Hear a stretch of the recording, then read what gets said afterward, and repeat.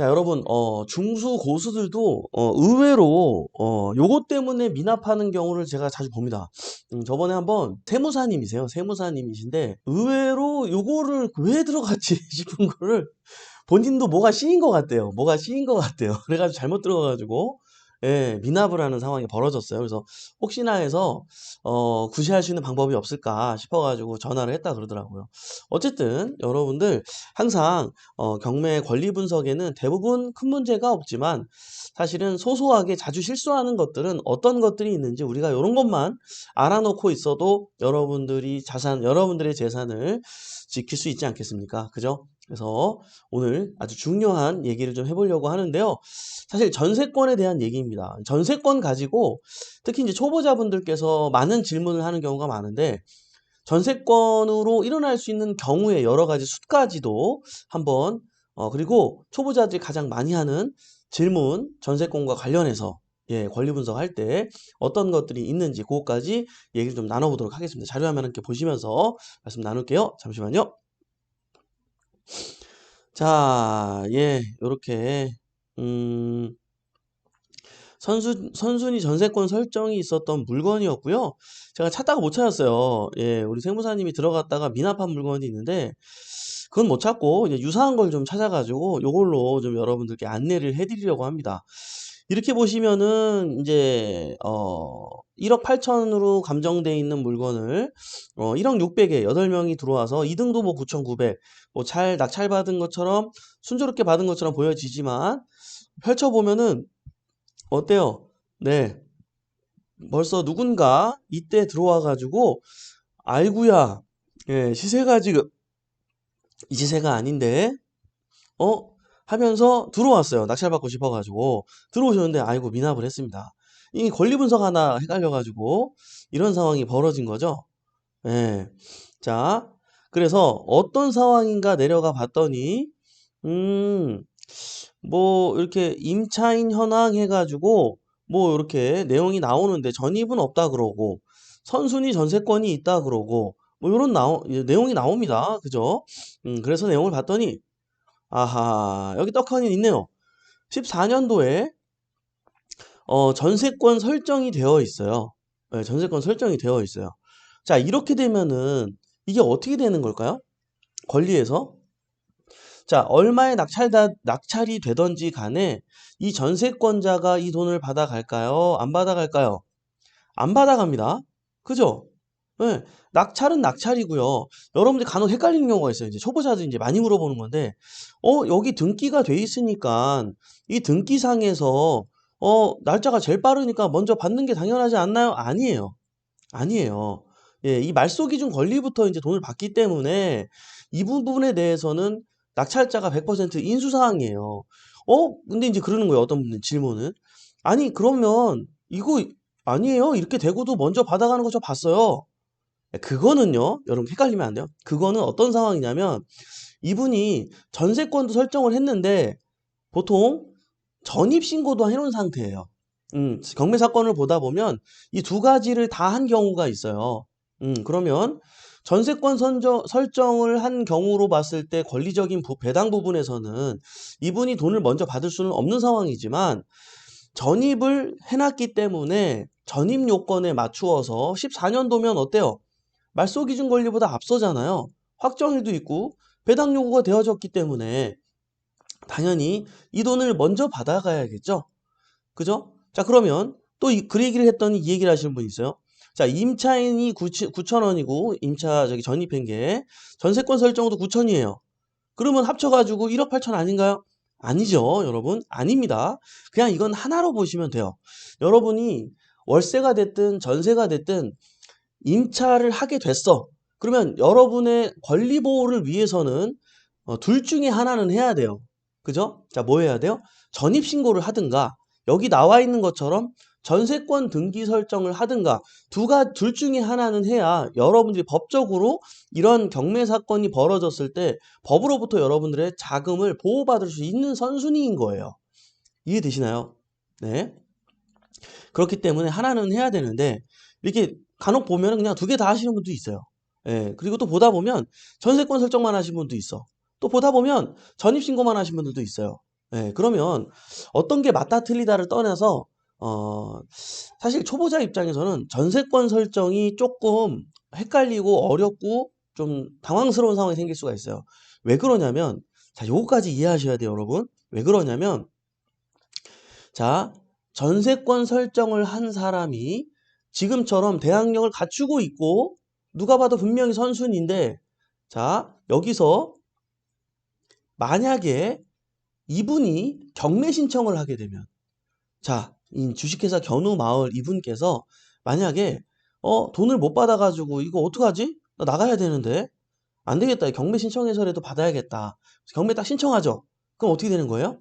말소 기준 권리가 밑에 가압류인 20년도 6월이 되는 게 아니고 14년도 12월 19일이 되는 거예요. 자, 전세권 설정자가 배당 요구를 한 걸로 간주하는 거예요. 경매 신청을 한 것 자체가 행위 자체가 배당 요구를 한 것으로 간주하고 말소 기준 권리가 갑자기 전세권 설정 날짜가 되는 거예요. 자, 그러면 이게 왜 문제가 되느냐?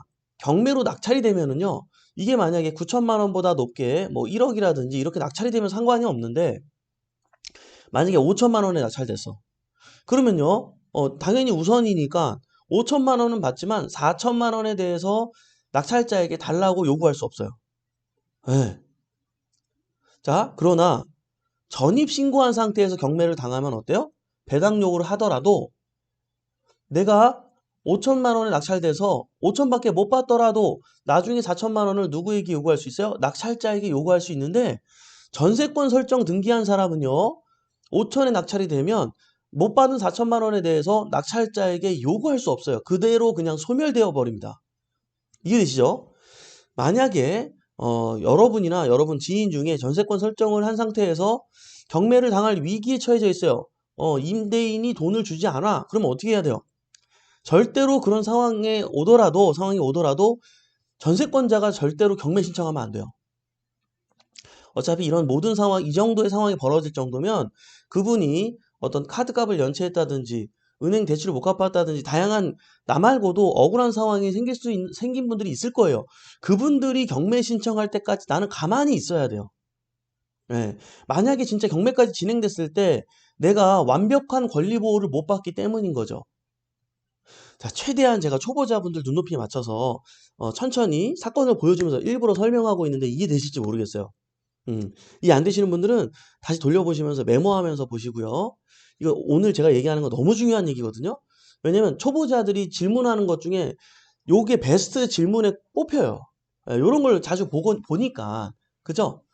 그러면 자, 임차 전입 신고를 했을 때와 전세권 설정을 했을 때 법으로부터 그게 이제 권리에 대한 이야기가 있는데 어떤 차이가 있는 거냐면 자, 전입신고만 하고 있는 임차인은 그 집을 어떻게 이용하겠다는 내용이냐면 이 집을 사용하겠다는 거예요. 근데요, 전세권 설정은요, 이 집을 사용도 하고 수익도 하겠다는 내용인 거예요. 네. 전세권 설정을 함으로써 여러분이 그 임차인은 사용도 하고 수익도 할 수 있는 법적인 권리를 갖게 되는 거예요. 그죠? 예를 들어서 여러분들이 빌려가지고 에어비앤비나 뭐 리브애니어 이런 거를 이용할 때는 예, 전세권 설정을 하고 진행을 하게 된다면 그 부분에 대해서 당연히 보호를 받는 거겠죠. 이해되시나요? 그죠? 그러나 전입신고는요, 어때요? 그냥 그 집을 사용하는 권리만 갖는 거예요. 수익화하면 안 돼요. 이해되시죠? 약간 요런 차이가 있을 뿐입니다. 예, 그리고 사실은 이게 이제 전세권 설정 이야기로 좀 넘어가 보면 예전에 옛날에는요. 우리 이제 부모님 세대들이 새 들어 살 때, 예, 그때 막 방 한 칸에 한 가족이 자고 막 이러던 시절이죠. 그때 옛날에 그때는 이 전입신고라는 제도가 없었어요. 그냥 모두가 전세권 설정을 하고 살아야 했었어요. 예, 그런데 주인한테 뭐 사글세가 됐든 전세가 됐든 새 들어 사는데 전세권 설정 좀 해주세요. 이런 법을 모르는 사람들이 대부분일 뿐더러 전세권 설정을 해달라 그래도 집주인 입장에서는 우리 집안 문서 뭐라 그래요? 등기부 등본을 예, 더럽힌다 그래가지고 예. 아, 그냥 새 살다가 가면 되지. 주인이 하라는 대로 해야지. 약간 옛날엔 좀 그런 게 있었어요. 그러죠? 예, 그래가지고, 뭐 전세권 설정도 제대로 안 해주고, 해준다고 그러고 자꾸 미루고, 그냥 살다가 나가야 되는데, 주인이 망하면 돈도 못 받고, 임차인들은 갑자기 이제 깡통 차게 되고, 막 이런 억울해, 너무 억울해서 어쩌지 못하고 막 자살하고, 이렇게, 이게 사회 문제가 돼가지고 심각한 상황까지 이렇게 이르는 일들이 이제 빈번했다고 합니다. 저는 그 시절 이야기는 잘 모르겠어요. 예.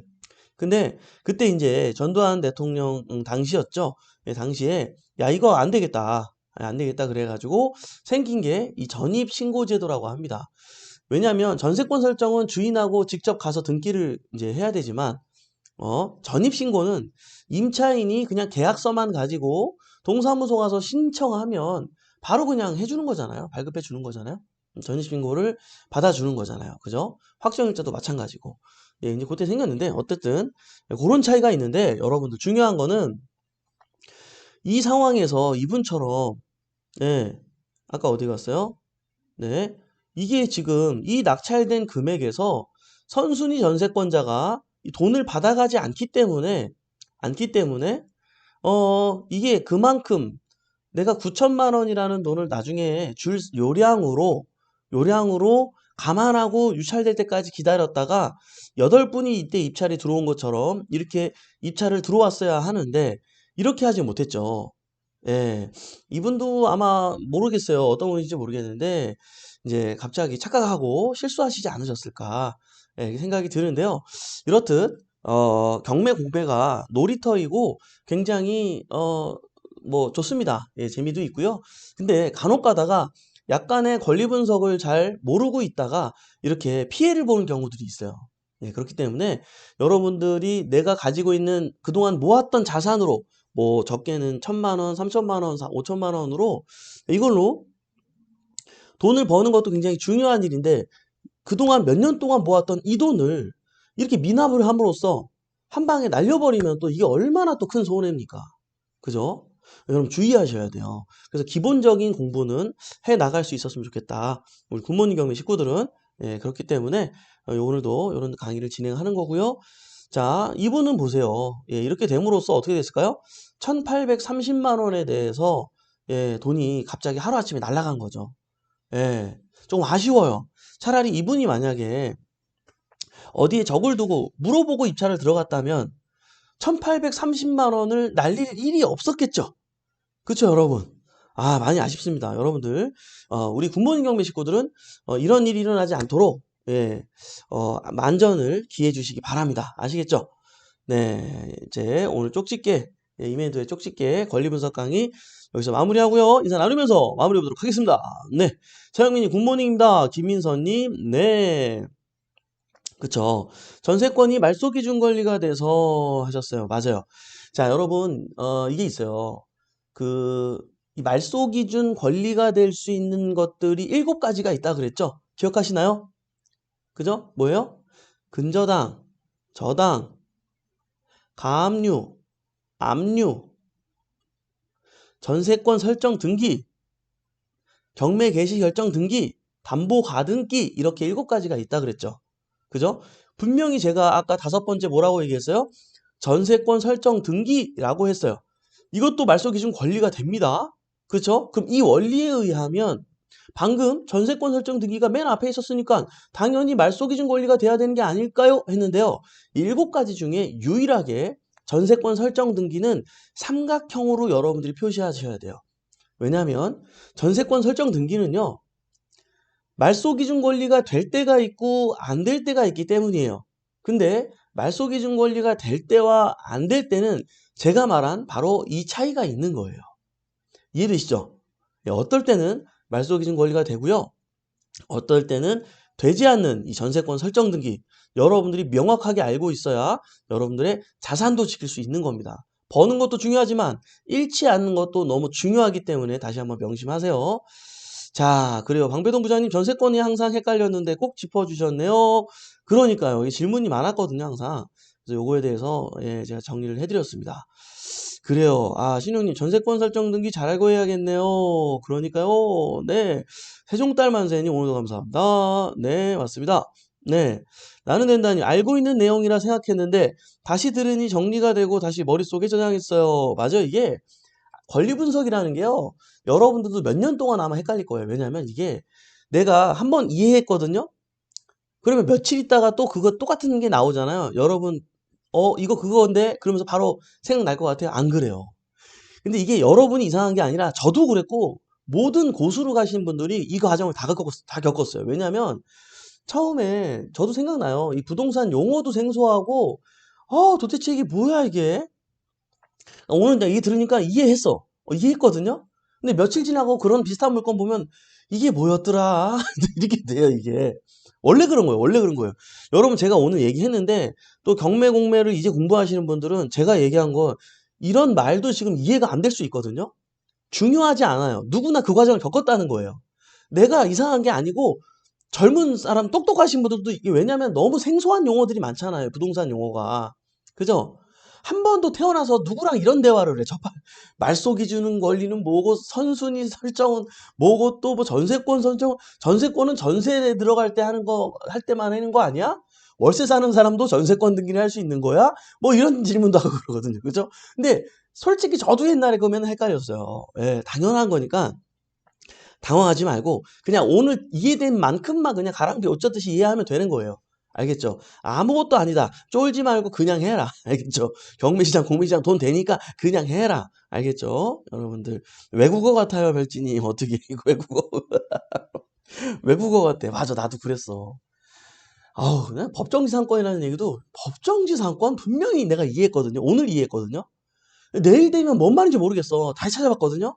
이해했어. 이해했거든요. 그래서 이제 그 다음날 딱 찾아보니까 그렇지. 내가 안 까먹었어. 이해했어. 이해한 게 맞아. 되게 기뻤거든요. 그 다음에. 그 이제 안 까먹었겠지. 이러고 이제 한 일주일 지나는 또 비슷한 게 뭐 나왔어. 근데 봤더니 다시 하얘졌어. 그게 뭐였더라? 그게 뭐였더라? 여러분이 나중에 소송도 해보고 뭐 변론 기일날 이제 법원에도 좀 가보고 막 이런저런 이제 상황들 겪다 보면 그냥 아무것도 그냥 우리가 1 더하기 1은 귀요미고 뭐 2 더하기 2도 귀요미 이것처럼 그냥 아무것도 아니야 그냥. 예? 근데 거기까지 올 때까지 여러분들이 하려면 어떻게 해야 돼? 그냥 이렇게 보면 돼. 그냥 오늘 요만큼 이해했으면 내일은 조금 더 이해된다. 예, 이게 원래 그래요. 원래 그래요. 이해 안 돼도 그냥 보면 돼. 뭔지 알겠죠? 그래요, 여러분들. 예. 맞습니다. 맞아요, 맞아요. 많은 분들이 또 공감해 주시네요. 그죠, 여러분들? 맞습니다. 네, 오늘도 이렇게 유한한 인생에서 소중한 시간을 함께 해주신 여러분 대단히 감사합니다. 내일 아침 행복한 부자가 되고 싶다면 굿모닝 경매와 함께 하시죠. 저는 또 내일 아침에 활기찬 모습으로 찾아뵙도록 하겠습니다. 지금까지 배포옵션의 성재 멘토였습니다. 우리 같이 잘 됩시다. 화이팅!